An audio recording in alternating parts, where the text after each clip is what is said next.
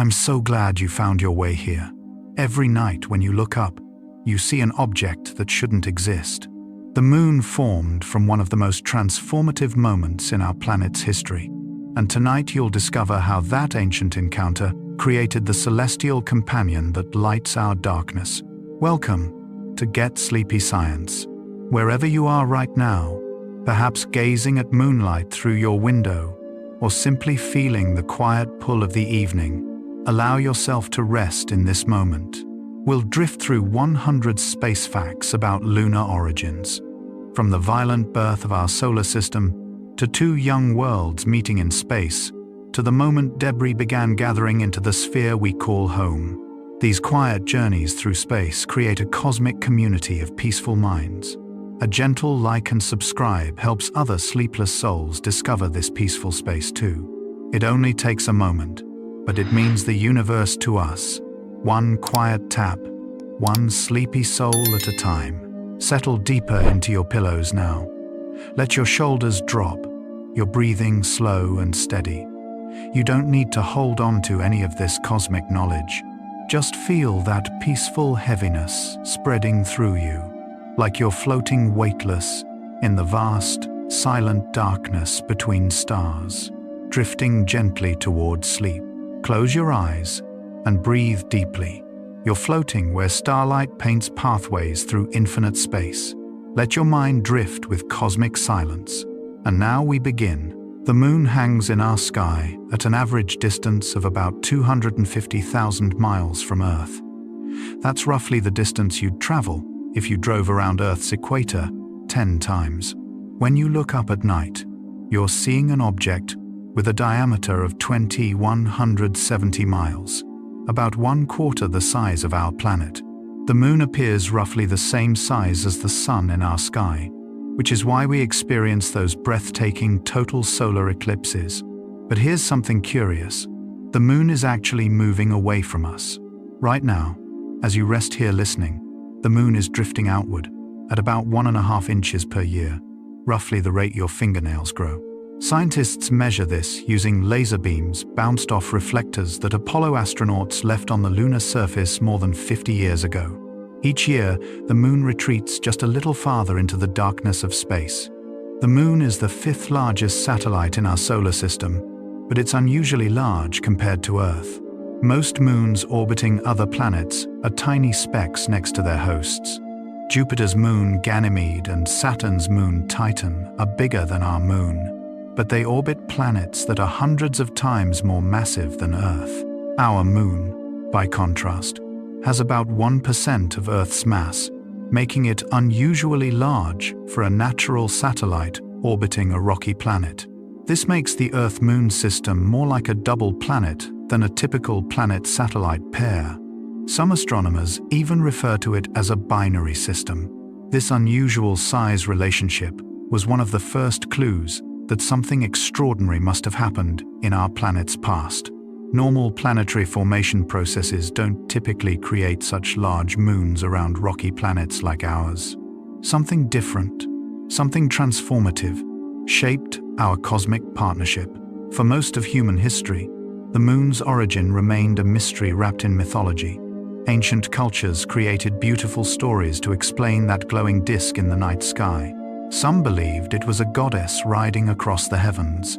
Others thought it was a mirror reflecting Earth's oceans, or perhaps a hole in the celestial sphere through which divine light shone. Even as recently as the 1960s, scientists debated 3 main theories about how the moon formed. The first suggested it simply condensed from the same cloud of gas and dust that formed Earth. The second proposed it was a wandering object captured by Earth's gravity.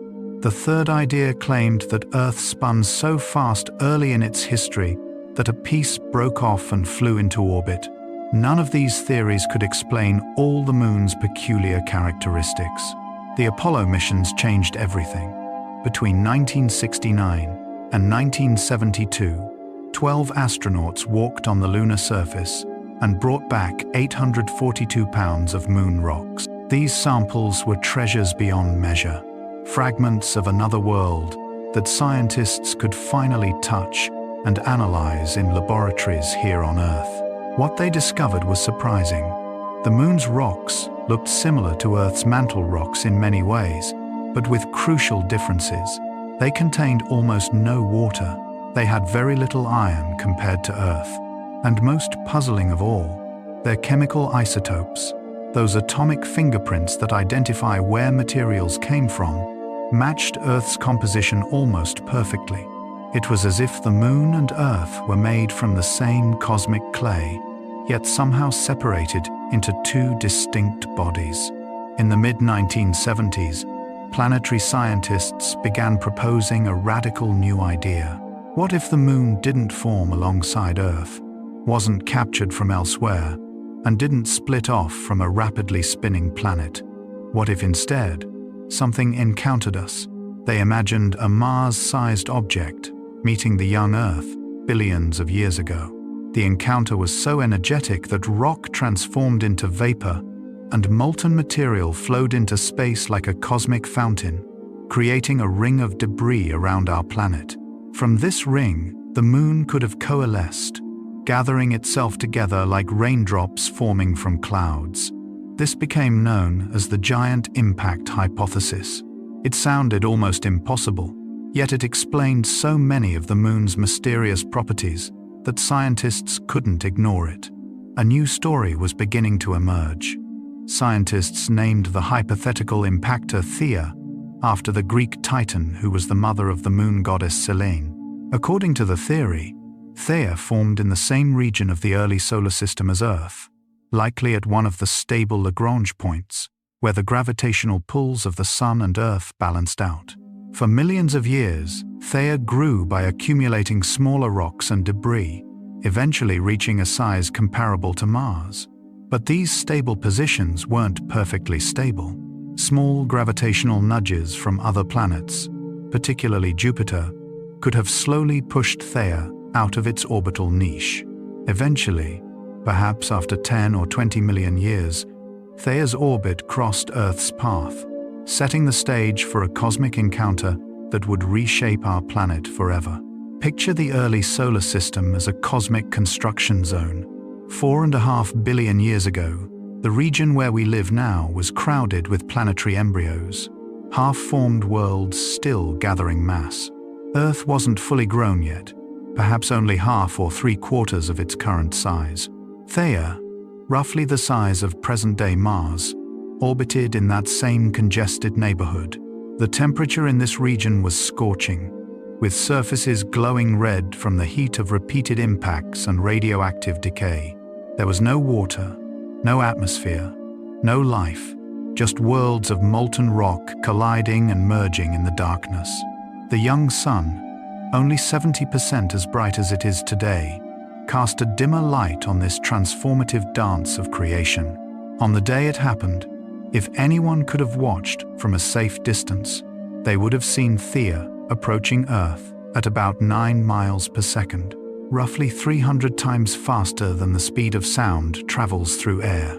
Theia didn't hit us head-on. Instead, according to the most widely accepted scenario, it struck at an angle of about 45 degrees, sideswiping our planet in what scientists call an oblique impact. This grazing collision was crucial. A direct hit would have merged the two bodies completely, leaving us with no moon. A glancing blow sent material flying into space, where gravity could capture it. The angle and speed had to be precisely within a narrow range for everything to work out the way it did. As Theia's outer layers touched Earth's surface, both worlds began to deform. Rock that seems solid on human timescales behaves more like thick honey during such enormous collisions. The impact site started vaporizing instantly, creating a plume of superheated gas and molten rock that erupted into space. Theia's iron core plunged through Earth's outer layers, spiraling downward to eventually merge with Earth's own core. This is why the moon has so little iron. Most of it stayed behind in what became our planet. The entire collision lasted only a few hours, but in that brief span, enough material was thrown into orbit to eventually form our moon. A moment of cosmic transformation had seeded the future of life. So yes, this ancient collision is already changing how we understand the Moon, showing us that our celestial companion isn't simply a natural byproduct of planet formation, but rather the product of a chance encounter between two young worlds. Without Theia's impact, Earth might have remained moonless, spinning faster through space, with no large satellite to stabilize our rotation or create tides in what would eventually become our oceans. The Moon we see tonight is essentially a piece of our planet's transformative history, hanging in the sky as a perpetual reminder that creation often emerges from change. Every lunar phase tells a story that began with fire and reshaping. In the immediate aftermath of the impact, Earth was unrecognizable. The entire planet was wrapped in a glowing cloud of vaporized rock. Surface temperatures exceeded 3,600 degrees Fahrenheit, hot enough to vaporize nearly any substance. Imagine Earth as a blazing red sphere with a massive plume of debris extending into space, creating a disk around our planet that glowed with its own fierce heat. This disk of material, mostly composed of molten droplets and vaporized silicates, stretched from just above Earth's surface to perhaps 20,000 miles into space. Within this ring of fire, the future Moon was already beginning to take shape, though it would be many years before it became solid. The debris disk didn't remain chaotic for long. Gravity began its patient work of organizing the scattered material. Larger clumps of molten rock attracted smaller ones, growing steadily. This process, called accretion, is the same mechanism that built all the planets in our solar system. But the Moon's accretion happened much faster than planetary formation. According to high-resolution simulations published by NASA and Durham University researchers, the Moon may have formed in just a matter of hours after the impact, much faster than earlier estimates of years or decades.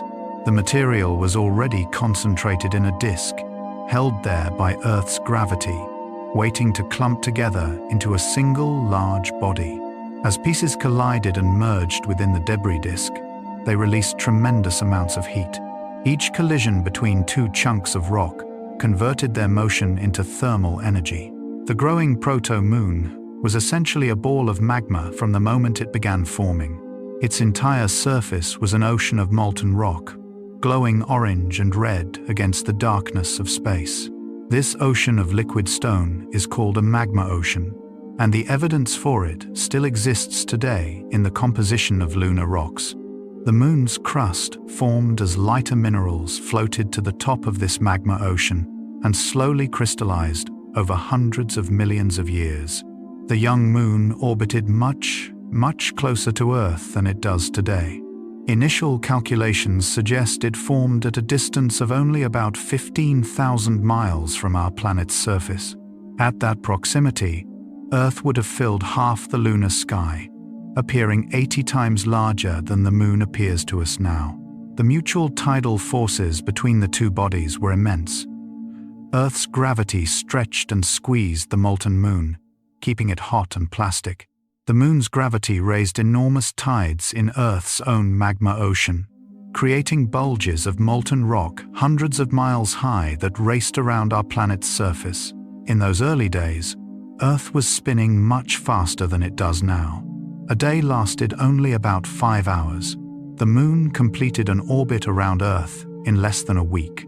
But the tidal interactions between the two bodies began transferring energy and angular momentum. Each time Earth's tidal bulges pulled on the Moon, they transferred some of Earth's rotational energy to the Moon's orbital motion. This caused two things to happen simultaneously. Earth's rotation gradually slowed down, making our days longer, and the Moon gradually spiraled outward, increasing the distance between us. This process continues today, though much more slowly.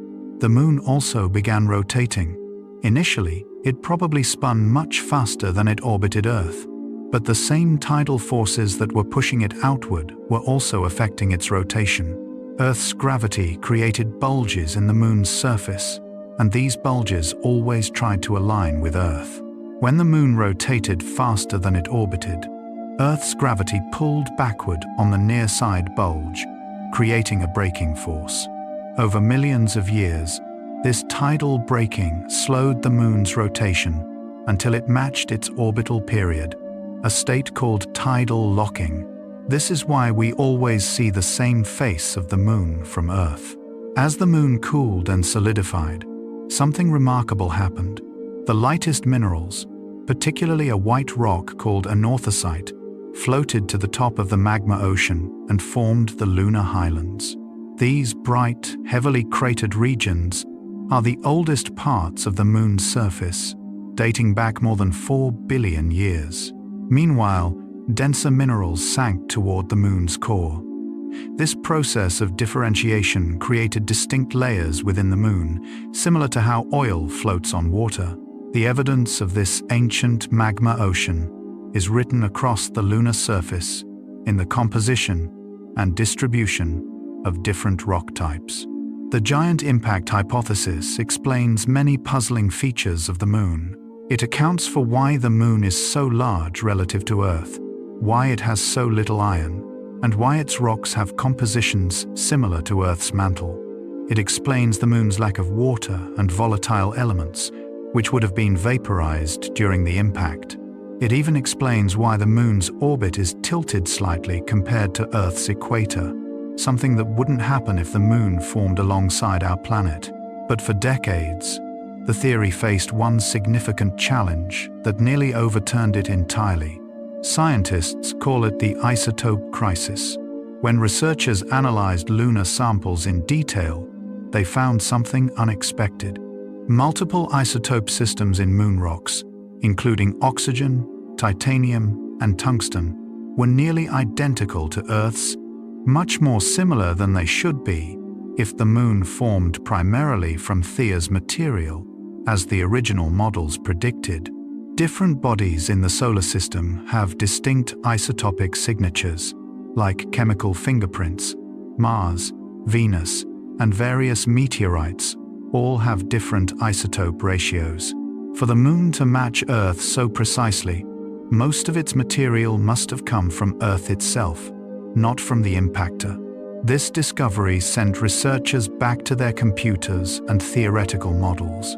They began exploring different impact scenarios that could explain the isotopic similarity. One possibility is that Theia formed in the same region of the solar system as Earth, and therefore had a very similar composition. Another idea, called the high-energy impact model, suggests the collision was more energetic than previously thought, causing extensive mixing between Earth and Theia's materials. Recent research published in 2024 proposes several new collision scenarios that better match the observed chemistry. One intriguing alternative is called the synestia hypothesis. In this model, the impact was so energetic that it completely vaporized both Earth and Theia, creating a massive rotating cloud of rock vapor that extended beyond the Moon's current orbit. This structure, neither a planet nor a disk, but something in between, is called a synestia. Within this hot cloud, the Moon would have condensed while surrounded by vaporized Earth material, naturally explaining why their isotopic compositions are so similar. The idea remains controversial, but demonstrates how active this field of research continues to be. Another model suggests Theia was actually much larger than Mars, perhaps half Earth's size, and the collision occurred at lower velocity. This half-Earth scenario would create more mixing between the two bodies, again helping explain the isotopic similarities. Different research teams use supercomputers to simulate thousands of different collision scenarios, varying the masses, velocities, and angles to see which outcomes best match what we observe today. Each simulation can take weeks of computational time, but they're gradually narrowing down the possibilities. A study published in late 2025 examining refractory lithophile elements, specialized chemicals in lunar rocks, challenges even the canonical giant impact model. These elements show distributions that are hard to explain with simple collision scenarios. The research suggests that the pre-impact bodies, both Earth and Theia, were more chemically differentiated than previously assumed. This means the story may be even more complex than we thought, with multiple stages of melting and mixing in both bodies before they ever collided. Despite these ongoing debates about details, the fundamental insight remains solid. The Moon formed from a massive collision between Earth and another planetary body early in solar system history. The evidence is overwhelming, from the Moon's unusual orbit and composition to Earth's rapid early rotation and the angular momentum in the Earth-Moon system. The collision definitely happened. What scientists are refining now is exactly how it happened, the precise conditions and processes that led from impact to Moon formation. These observations reveal that planetary formation is far more chaotic than we once imagined. Giant impacts like the one that created our Moon appear to be common events in the development of planetary systems. Other worlds in our solar system show evidence of similar transformative collisions. Mercury's large iron core suggests it may have been stripped of its outer layers by an impact. Uranus rotates on its side, probably knocked over by a massive collision. The universe builds through both gentle accumulation and powerful encounters. We are, quite literally, children of cosmic change. Take a deep breath and feel this. Every atom in your body, the carbon, the nitrogen, the oxygen, the iron, was created in the core of a star that lived billions of years ago. The spacecraft we build, the astronauts we send to the heavens, all made from the material of the universe, returning to the universe. Feel yourself carrying the trace of ancient stars. Every breath you take, you're breathing the same air that astronauts breathed while looking down at Earth from above. We are all space travelers, flying on a small planet through the galaxy. Now we continue. The moment of impact itself lasted perhaps only a few hours from first contact to the complete merger of Theia's core with Earth's. Computer simulations show the collision unfolding in a sequence that seems almost choreographed. Theia approaches, its surface beginning to glow from the friction of entering Earth's outer atmosphere and gravitational influence. First contact occurs at the equator. The surfaces ripple and flow like liquids under the immense pressures. Material begins jetting into space almost immediately, forming long streamers of vaporized rock that curve away from the impact site, following complex trajectories determined by gravity and orbital mechanics.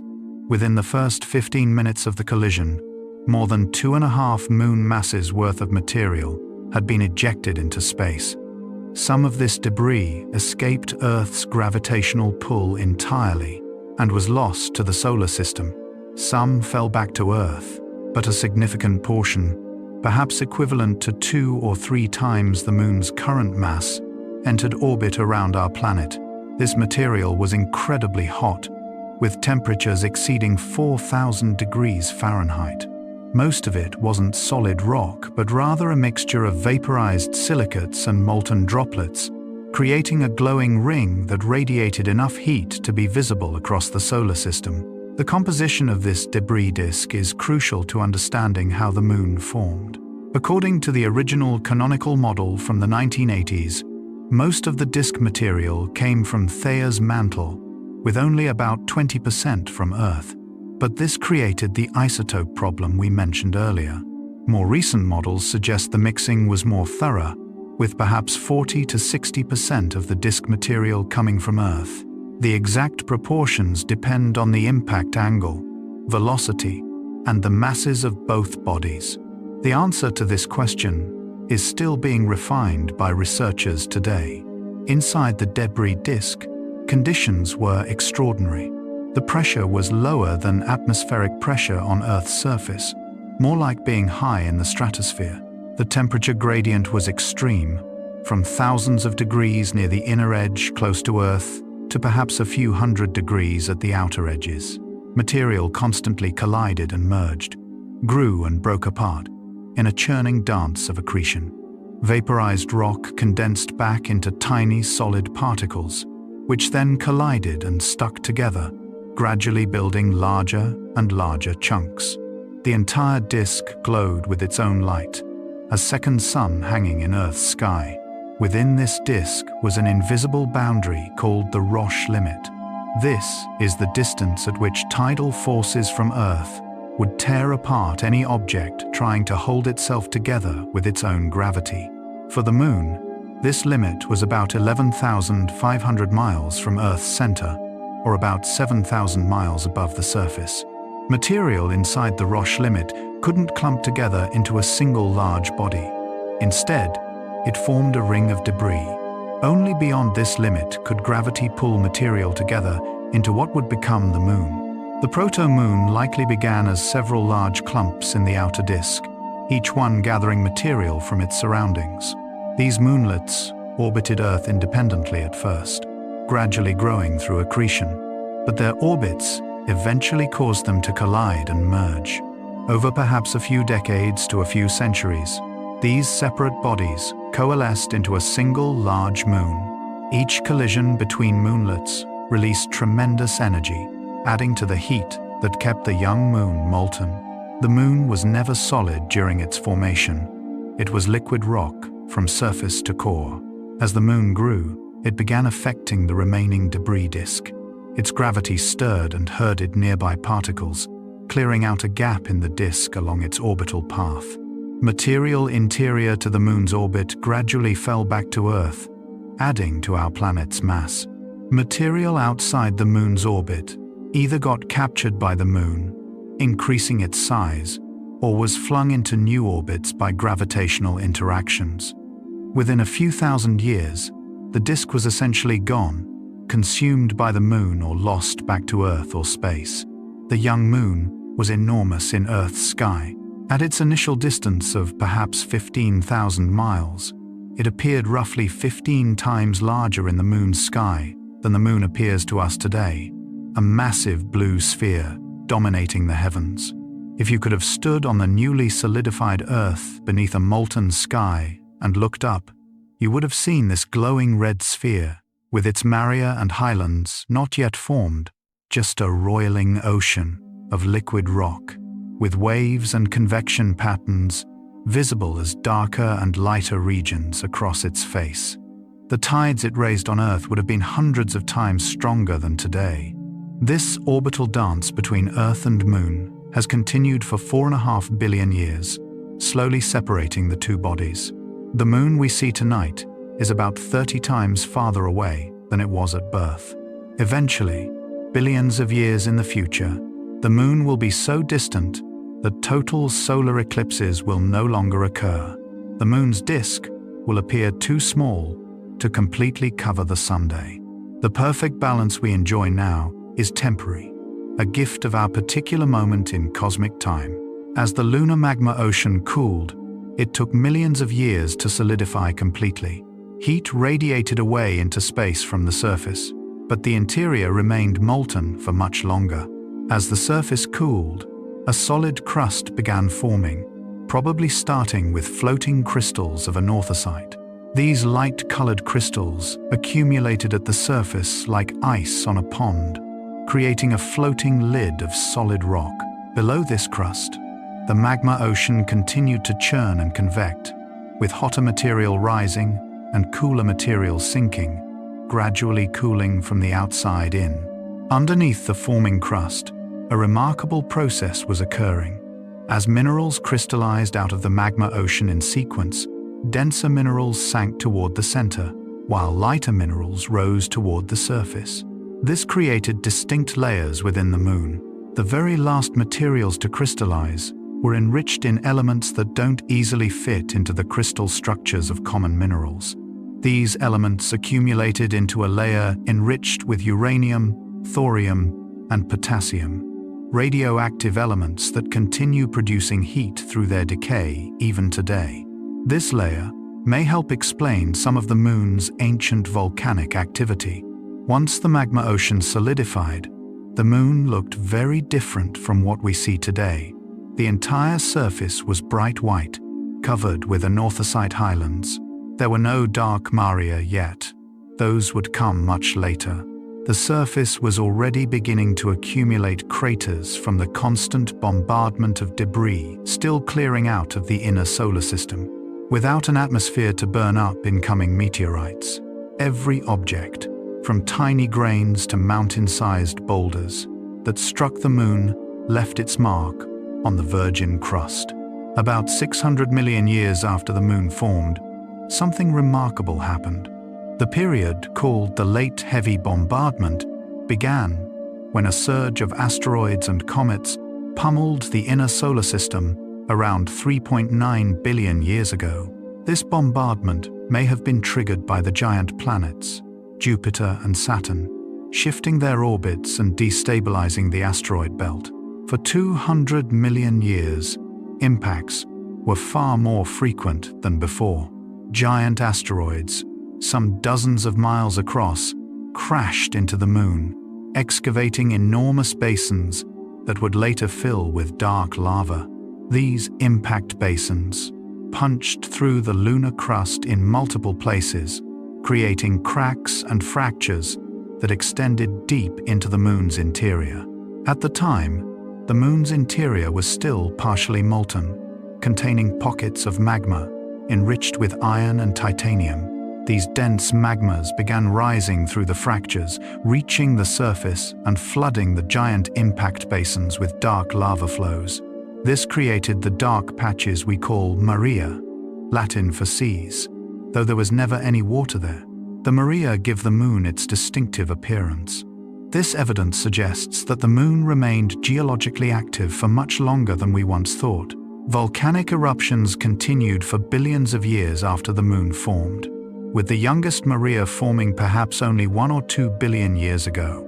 Some small volcanic deposits might be even younger. The moon still has a partially molten core today, though it's much smaller than Earth's, only about 240 miles in diameter.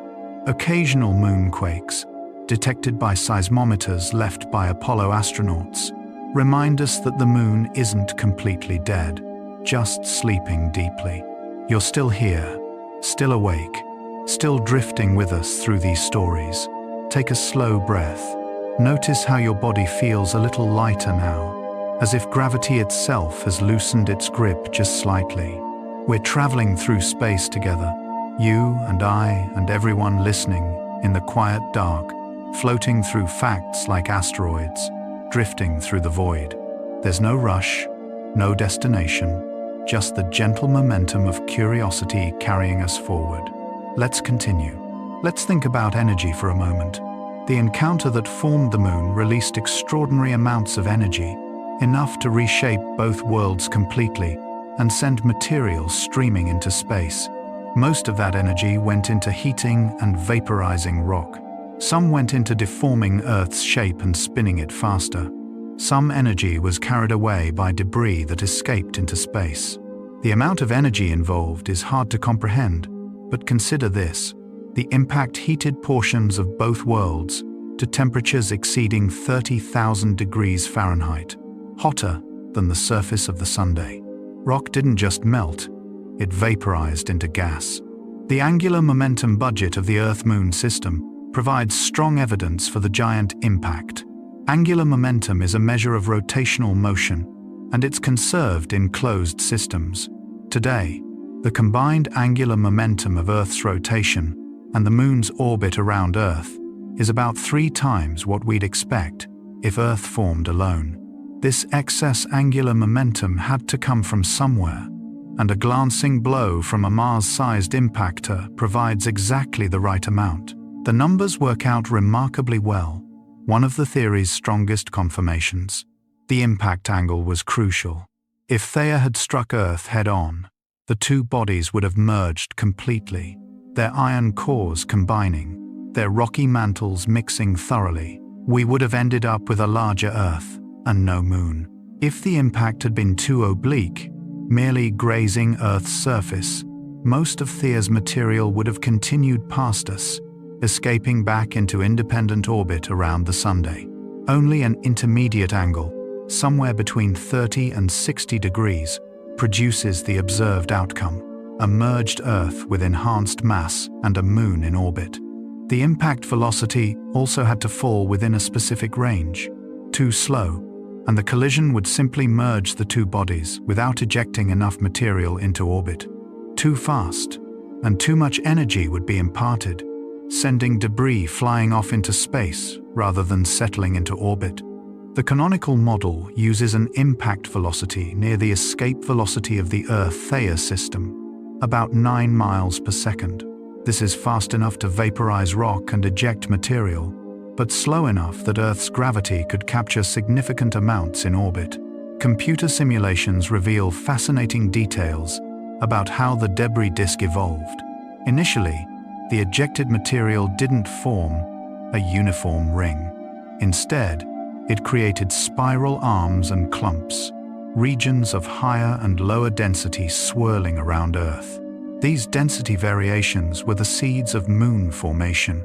Regions with slightly higher density had slightly stronger gravity, attracting nearby material and growing larger. This process, called gravitational instability, is the same mechanism that helped form the planets themselves billions of years earlier in the solar nebula. Within the debris disk, material didn't simply drift peacefully.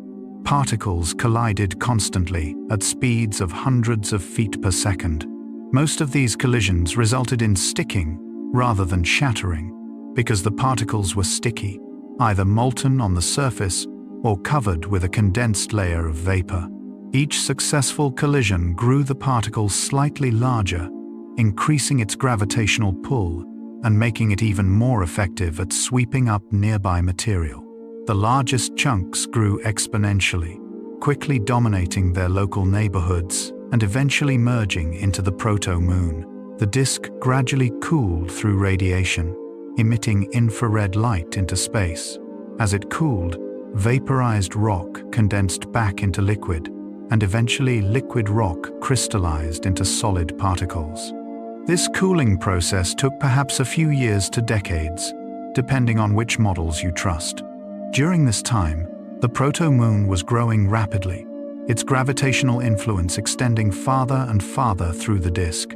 By the time cooling was complete and the disk had largely disappeared, the moon had accumulated most of its final mass. Theia's iron core didn't participate in moon formation at all. Being denser than the surrounding rock, it plunged straight through Earth's mantle and merged with our planet's own iron core. This process, called core stripping, took only a few hours. The cores actually spiral around each other a few times before merging, creating complex flow patterns in Earth's molten interior. The merged core is why Earth has a stronger magnetic field than expected for a planet of our size. Theia's iron became part of our planet's heart. Some scientists wonder whether there might have been multiple impacts rather than a single giant collision. Perhaps several medium-sized objects hit Earth in succession over millions of years, each one contributing material to the moon. This could explain some of the isotopic puzzles better than a single impact. However, most researchers still favor the single impact scenario because it better explains the angular momentum and the moon's overall composition. The truth is, we're still refining our understanding of these ancient events that no one witnessed. Halfway through our journey, the answer is emerging. The moon formed from debris created when a Mars-sized object called Theia collided with the young Earth about 4.5 billion years ago. The impact angle, velocity, and masses were all within narrow ranges that allowed significant material to enter orbit around Earth rather than merging completely or escaping into space. From this orbiting debris disk, the moon coalesced in a matter of hours to years, beginning its long partnership with our world. Imagine now, even when everything seems empty, space is always full of waves, vibrations, invisible energy. The space inside and around you is never truly empty. Imagine you're floating on a calm lake, but beneath the surface, there's always gentle current flowing, always movement, always connection. The moon pulls at Earth, Earth pulls at the moon, gravity flowing between them like an invisible river. You are part of this dance, held by the same forces that hold worlds together. Now we continue the journey. As the moon solidified and its surface cooled, cracks formed in the crust. These cracks weren't random. They followed patterns determined by internal stresses. The moon was cooling and contracting slightly, which created tension in the rigid outer layers. At the same time, tidal forces from Earth deformed the moon's shape, creating additional stresses. The combination produced a network of faults and fractures that would later channel volcanic flows to the surface. Some of these ancient fractures are still visible today as linear rills, long channels snaking across the lunar highlands. They tell a story of a world adjusting to its new form. The formation of the moon affected Earth profoundly. Before the impact, Earth was probably spinning with a day length of just a few hours. The collision and the moon's subsequent tidal influence gradually slowed Earth's rotation. Today, our day is 24 hours long, and it continues to lengthen very gradually. Without the moon, Earth might still be spinning rapidly, experiencing hundreds of brief days each year. Weather patterns would be vastly different, oceans would behave differently, and life, if it arose at all, would have evolved under very different conditions. The moon also stabilizes Earth's axial tilt. Our planet's rotation axis is currently tilted about 23.5 degrees from vertical relative to our orbital plane. This tilt gives us seasons. Without the moon's gravitational influence, Earth's tilt would vary chaotically over millions of years, driven by the gravitational pulls of other planets, especially Jupiter and Venus. The tilt could swing from nearly 0 to over 80 degrees, creating extreme climate variations that would make complex life difficult to sustain. The moon acts as a gyroscopic stabilizer, keeping our climate relatively steady. Tides are perhaps the most obvious evidence of the moon's influence on Earth. Twice each day, as our planet rotates beneath the moon, the oceans rise and fall in response to lunar gravity. High tide occurs in the region directly under the moon, and also on the opposite side of Earth. Low tides occur halfway between these points. The sun also creates tides, but the moon's effect is more than twice as strong despite the sun being much more massive. Because tidal force depends more on proximity than mass. The moon is close. The sun is distant. The Bay of Fundy in Canada experiences the world's highest tides, with water levels changing by more than 50 feet between high and low tide. This happens because the bay's shape resonates with the tidal period, amplifying the effect. Ancient tides on Earth were much more dramatic. When the moon was closer, tides would have been hundreds of feet high, enormous waves of water racing around the planet every few hours.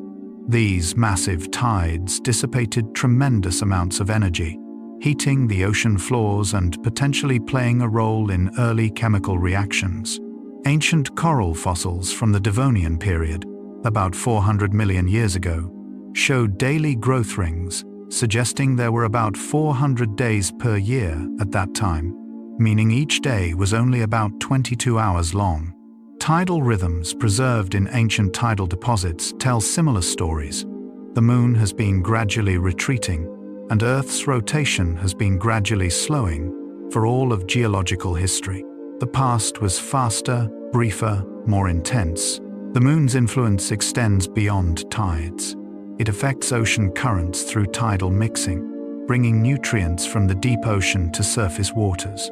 This mixing supports marine food webs, the foundation of ocean ecosystems. The moon also affects Earth's crust, creating small but measurable crustal tides, deformations of the solid Earth itself by a few inches twice daily. Even the atmosphere experiences tides, though these are harder to detect. The moon's gravity touches every part of our planet, stirring and pulling and organizing our world in subtle ways. Many species use the moon for navigation and timing. Sea turtles return to beaches during full moons to lay eggs. Coral species synchronize their spawning with lunar cycles, releasing eggs and sperm simultaneously during specific moon phases. Some birds apparently use moonlight for migration, connecting their life cycles to the celestial rhythms above. The moon's light and gravitational rhythms have shaped the evolution of life on Earth in ways both obvious and mysterious. The moon's far side looks different from the near side we always see. It has thicker crust and fewer maria, more highlands and ancient craters. This asymmetry probably developed early in the moon's history, perhaps influenced by Earth's gravitational pull affecting how the magma ocean crystallized. The near side, perpetually facing Earth, may have cooled more slowly due to heat radiation from the nearby young Earth.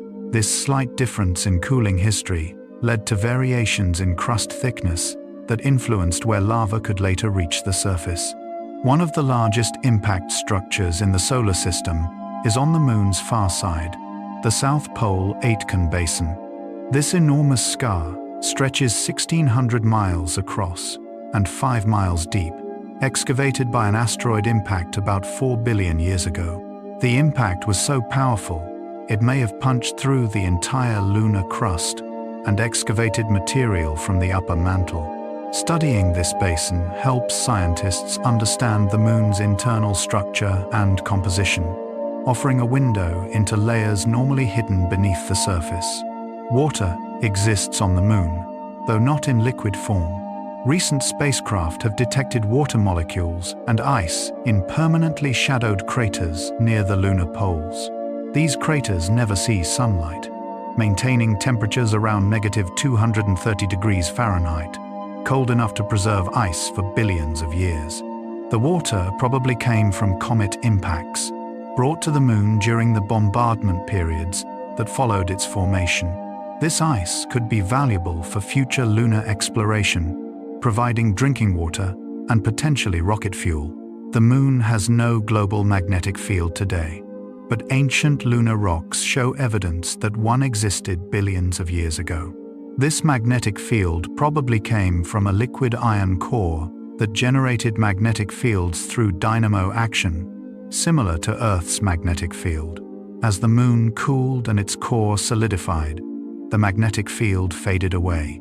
Some strongly magnetized regions remain on the lunar surface, frozen in remnants of that ancient magnetic field, like fossils of the moon's more geologically active past. Moonquakes still occur, though they're much weaker than earthquakes. Seismometers left by Apollo astronauts recorded thousands of shallow moonquakes near the surface, and deeper moonquakes originating from about 600 miles deep. These deep moonquakes cluster in specific locations and occur monthly, suggesting they're triggered by tidal stresses as the moon's distance from Earth varies. The moon is geologically quiet now, but not completely dead. Deep inside, it retains enough heat and flexibility to respond to Earth's gravitational grip. The moon is slowly moving away from Earth at 1.5 inches per year.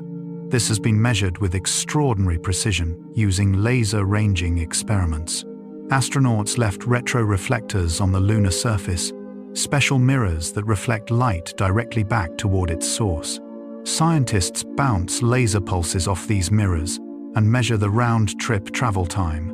Over decades of measurements, they've detected the moon's gradual retreat, confirming predictions made by tidal theory.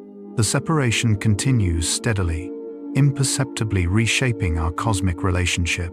We now understand that the moon teaches us about impacts, about how worlds form from change, about how gravity shapes and organizes matter over cosmic timescales. Every crater on the lunar surface is a record of an ancient collision, a moment when two objects met in space. Together, these craters tell the story of the solar system's transformative youth, a time when collisions were common and powerful, yet ultimately creative. The moon has inspired humans for all of our history. Every culture has myths explaining its origin, presence, and phases. Ancient people used the moon to track time, creating the first calendars by counting lunar months. The word month itself comes from moon. Before electric lights, moonlight was the only illumination for nighttime activities. Full moons were times of gathering, celebrating, storytelling. The moon connected us to the cosmos before we understood what the cosmos was. In the 1960s and 70s, we finally touched the moon. 12 humans walked on its surface, the farthest any person has traveled from Earth. They described the lunar landscape as both beautiful and desolate, a world of harsh shadows and fine dust. Buzz Aldrin called it magnificent desolation. The experience changed them, giving them a perspective few humans have ever experienced. From the moon, Earth appears as a fragile blue marble hanging in the darkness.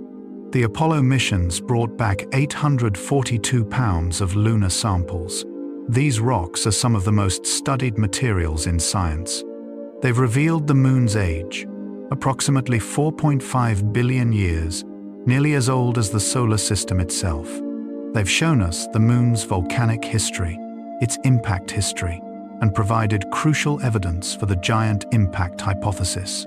Every lunar sample is a piece of Earth's story, preserved in another world. Future missions will return to the moon, perhaps establishing permanent bases. The moon offers resources, including water ice that can be converted into rocket fuel and oxygen. Its low gravity makes it an ideal staging point for missions to Mars and beyond. Helium-3, a rare isotope that might fuel future fusion reactors, exists in lunar soil. The moon could become humanity's first stepping stone to becoming a spacefaring civilization, continuing a journey that began with that ancient collision. Throughout human history, the moon has inspired countless works of art, poetry, music, and stories across every culture. It has symbolized romance, mystery, transformation, and journey.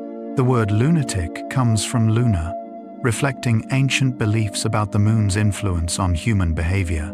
Whether or not the moon affects us in the ways ancient people believed, it certainly affects us emotionally, culturally, and imaginatively. Looking up at it connects us to our ancestors who looked at the same moon, wondering. Total solar eclipses are possible because the moon and sun appear nearly the same size in our sky. This is a cosmic coincidence. The sun is 400 times larger than the moon, but it's also 400 times farther away. This precise alignment won't last forever. As the moon continues retreating, eclipses will gradually become annular, with the moon too small to cover the sun completely. We live in a special time. The moon's phases result from its orbit around Earth. We see different portions of the sunlit half as the moon moves through its monthly cycle. New moon occurs when the moon is between Earth and the sun, with its sunlit side facing away from us. Full moon occurs when Earth is between the moon and the sun, with the moon's sunlit side fully visible. These phases have regulated human calendars for thousands of years. Lunar eclipses occur when Earth passes directly between the sun and moon, casting its shadow on the lunar surface. During a total lunar eclipse, the moon turns copper red, colored by sunlight that bends through Earth's atmosphere. Ancient people feared eclipses, seeing them as cosmic omens. Now we understand them as natural alignments of sun, Earth, and moon, predictable events following the unchanging laws of celestial mechanics. Knowledge transformed fear into wonder. The moon raises questions about other worlds. Do other planets have moons formed by giant impacts? Exoplanet systems probably experienced similar powerful collisions. We've detected possible debris disks around young stars, perhaps witnessing moon formation happening now, 4 billion light-years away. The process that created our moon might be common throughout the universe, suggesting that many worlds have companions hanging in their skies, steadying their spins, stirring their seas.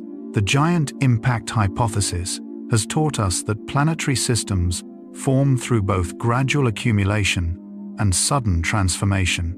The moon exists because two worlds touched in space 4.5 billion years ago. That collision shaped everything that followed: Earth's rotation, our climate stability, our tides, perhaps even the emergence of life itself. We understand now that creation often requires powerful change, that new beginnings emerge from endings, and that everything is connected through time. You might be feeling tired now. That's perfectly fine. Breathe slowly. Feel the cycles. Spacecraft orbit Earth. Earth orbits the Sunday. The Sun orbits the center of the Milky Way. All are circles, cycles, endless orbits. Like your breath, inhale, exhale, inhale, exhale. A small cycle within the vast universe. You are also part of that eternal movement. You don't need to hold on to anything.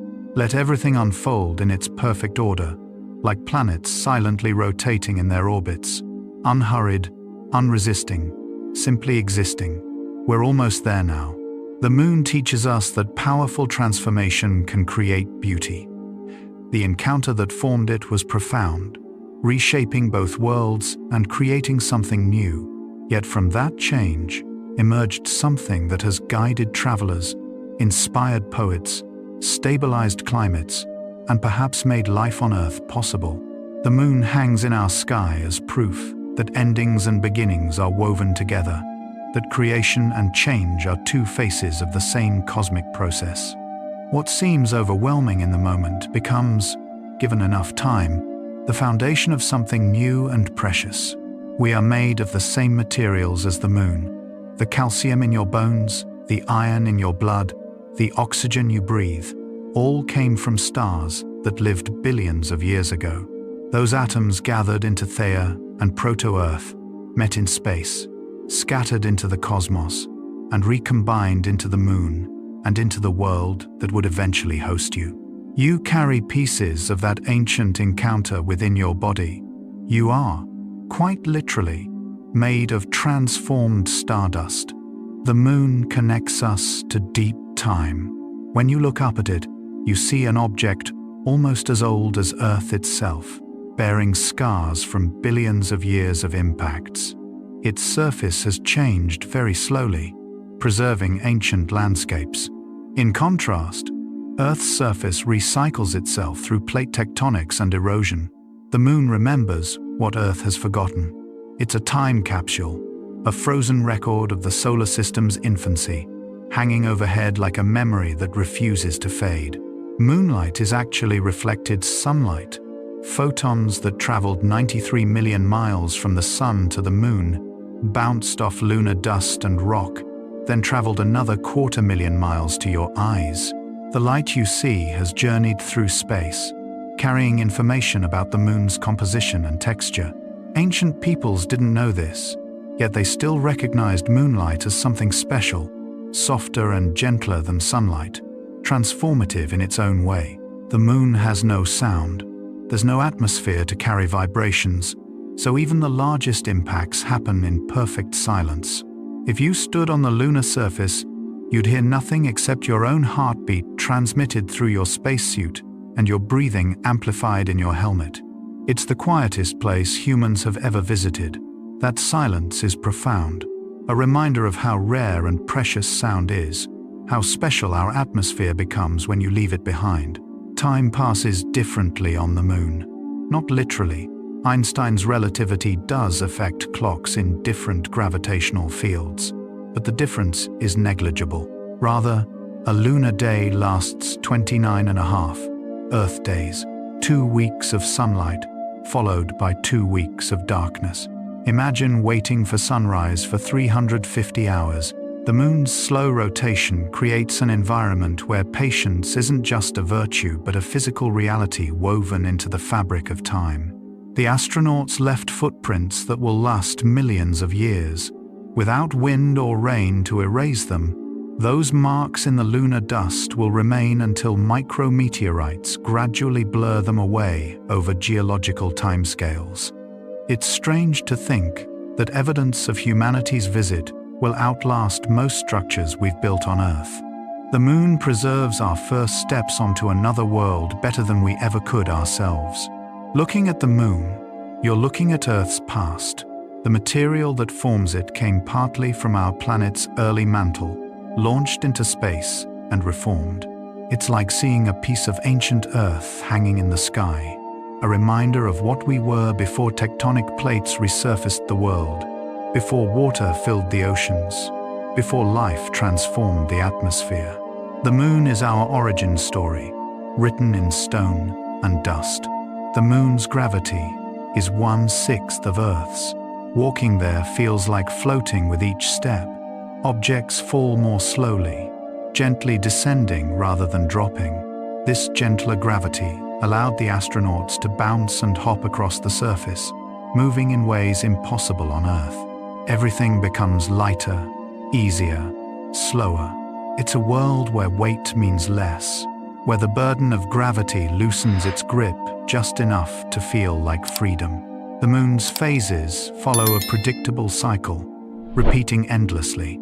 New moon, waxing crescent, first quarter, waxing gibbous, full moon, waning gibbous, last quarter, waning crescent, and back to new.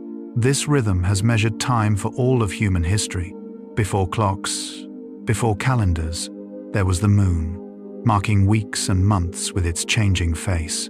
We organized our lives around its cycles, planting and harvesting by its light. The answer to our question is becoming clear.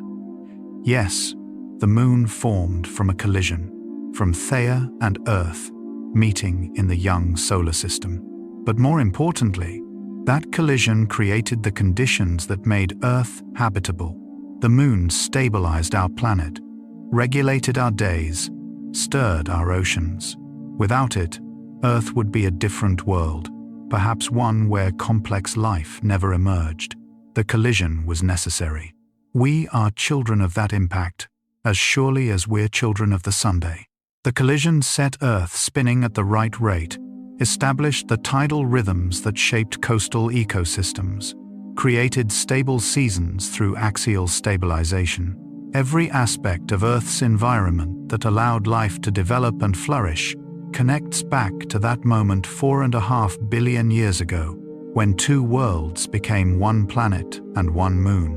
The moon reminds us that we're not separate from the cosmos, but part of it. The same forces that formed the moon operate throughout the universe. Gravity, energy, angular momentum. These aren't abstract concepts, but the threads that weave everything together. We study the moon to understand not just our past, but the fundamental processes that shape all worlds, all systems, everything that exists in space. Perhaps the most remarkable thing about the moon isn't how it formed, but what it means. It represents possibility, the idea that even from powerful change, something beautiful and essential can emerge. The collision could have scattered both worlds into asteroids. Instead, it created a partnership that has endured for billions of years. Earth and moon, locked in gravitational embrace, dancing through space together. This isn't just geology or physics. It's a story about how even great transformation can become creation when the conditions allow it. So could a giant impact form Earth's moon? It already did. The evidence surrounds us, in the moon's orbit and composition, in Earth's rapid early rotation, in the angular momentum of our system, in the isotopic similarities and differences between worlds. More importantly, the impact changed how we understand planetary formation everywhere.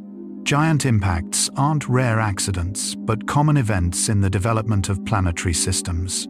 Our moon is both unique and universal, special to us, yet part of a pattern that spans the cosmos. The moon doesn't belong to anyone. The Outer Space Treaty declares that no nation can claim sovereignty over celestial bodies. The moon is humanity's shared heritage, a common destination and resource. This legal framework reflects something deeper, the recognition that some places transcend borders and politics. When we look at the moon, we all see the same object. It connects us as surely as it connects to Earth through gravity. The moon belongs to the night sky, to the universe, to everyone and no one. Future generations will know the moon differently than we do. They might live there, work there, be born there, For them, Earth will hang in the sky the way the moon hangs in ours, a blue marble rising and setting against the black. They'll tell different stories, create new myths, see the Moon-Earth system from a perspective we can only imagine. The moon's meaning will evolve, even as the moon itself continues its patient journey into deeper space, retreating inch by inch. The moon formed in hours or years, depending on which models you prefer. Either way, it's remarkably fast compared to the billions of years it's existed since then. Creation can be sudden, energetic, complete in moments. But the consequences of creation unfold slowly, over immense spans of time. The moon has shaped Earth for 4.5 billion years, and it will continue shaping us for billions more. Brief moments can echo through eternity, their effects rippling forward endlessly. When Theia and Earth met, both worlds transformed completely, changing and emerging as something new, something different, something unified. Theia became part of Earth's core and part of the moon. Earth became larger, faster, spinning, reshaped but enriched. Nothing remained unchanged. This is how the universe works, through transformation rather than preservation. The worlds that existed before the impact are gone, but they live on in what came after. Nothing is truly lost, only changed. The moon's Maria, those dark patches visible from Earth, have names. The Sea of Tranquility, the Sea of Serenity, the Ocean of Storms. Ancient astronomers thought they were actual seas, water bodies on another world. They were wrong about the water, but right about the poetry. The moon invites imagination, encourages us to see patterns and meaning in the random distribution of ancient lava flows. We create stories because that's what humans do. We find meaning in matter. The change the moon brought isn't just in space, it's in us. We evolved under moonlight, navigated by the moon, measured time by its phases. Our biology carries rhythms that match lunar cycles. Our cultures created mythology around it. Our science reached its first extraterrestrial destination there. The moon shaped humanity as surely as it shaped Earth's tides. We are, in part, who we are because the moon exists, because Theia met Earth long ago. Every night, the moon rises. Every month, it cycles through its phases. Every year, it retreats farther away. These rhythms will continue long after we're gone, continuing for billions of years until the sun expands and consumes both Earth and moon. But until then, the moon will keep rising, keep shining reflected sunlight onto our world, keep pulling at our oceans, keep hanging in our sky like a promise, like a memory, like home. The moon proves that change and creation aren't opposites. They're phases of the same process. What transformed Proto-Earth and Theia as separate worlds created the Earth-Moon system we know. The powerful encounter was necessary. The reshaping was productive. From the collision emerged stability. From the transformation emerged life's eventual possibility. This is worth remembering. Endings contain beginnings. Change carries seeds of creation, and every ending is just transformation, wearing a different face. Look at the moon tonight if you can. That silver disk floating in darkness is made of material that was once part of Earth, that came from a world called Theia, that condensed from the same nebula that formed the Sunday. It's not separate from us, but part of us, a piece of our world that went into orbit and stayed there. When you look at the moon, you're looking at a mirror, at reflected sunlight and reflected history. The real change isn't in space, it's in us. Understanding how the moon formed changes how we see ourselves. We're not observers of the cosmos but products of it. We're made of transformed stardust, living on a planet shaped by collision, looking up at a moon born from powerful change. The moon formed from transformation, yes, but its existence proves that even great change, given time and gravity, can become something beautiful. And that, perhaps, is the deepest answer of all. And so, our quiet journey through the moon's origins comes to a gentle close. We've traveled from the birth of a solar system through a transformative collision between two young worlds, discovering along the way that creation and change are simply different words for transformation. From scattered debris glowing in Earth's orbit to the solid companion that now steadies our planet's spin and stirs our seas, we've glimpsed how the moon is both an accident of cosmic timing and an essential partner in Earth's story. The moon reminds us that nothing in the universe is permanent, yet everything is connected. The same materials cycle through different forms, stars to planets, collisions to moons, dust to rock to dust again. Much of the most important transformation happens in silence, in the slow drift of orbital mechanics, in the patient cooling of magma oceans. The moon teaches us patience, showing us that time heals even the most powerful changes, transforming energy into order, reshaping into beauty, ending into beginning. And now, in these final minutes, take the deepest breath you can, as deep as possible. Think about unity of every atom, every event, every moment in the universe. You are not separate. You are a link in the endless chain. Think about how the moon and Earth were once many separate worlds. Proto-Earth, Theia, countless planetesimals. The collision merged them, boundaries dissolving in transformation, two becoming one planet and one moon. You too can dissolve into sleep like that. No boundaries left between you and rest. Let your entire being dissolve into the soft gravity pulling you into sleep, into the gentle darkness, into the space before thought. Prepare for deep sleep. No boundaries left, only peace. If this gentle journey through the cosmos brought you peace tonight, a soft like or quiet share might guide another restless mind to discover this sanctuary. It might be exactly what another searching soul needs to finally let go and drift. One peaceful night, one sleepy soul at a time. But there's no need to do anything now. Nothing at all. You've traveled far tonight, across billions of years and hundreds of thousands of miles. You can allow these thoughts of ancient collisions and orbital mechanics to fade now, like moonlight dissolving into dawn, leaving only the peaceful calm behind. Notice how your breathing deepens. Feel your body growing heavier, as if Earth's gravity is gently pulling you down into your bed, anchoring you safely to this world. If sleep comes, let it carry you like the moon drifting through space, smoothly, inevitably, into a realm where time and weight no longer matter, where past and future merge into an eternal present, where questions and answers dissolve into the same quiet darkness. If your eyes are still open, the next video is waiting for you, ready to continue the journey. But if they're closed, stay there. Stay in the darkness that feels safe and warm. Stay in that space between waking and sleeping where nothing needs to be understood or remembered.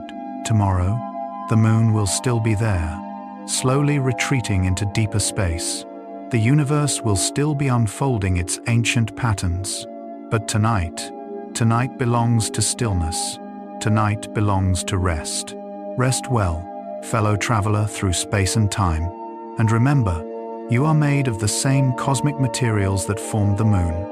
You carry stardust in your bones and ancient encounters in your history. You are, quite literally, a child of the universe, returning now to the peaceful darkness from which all things emerge.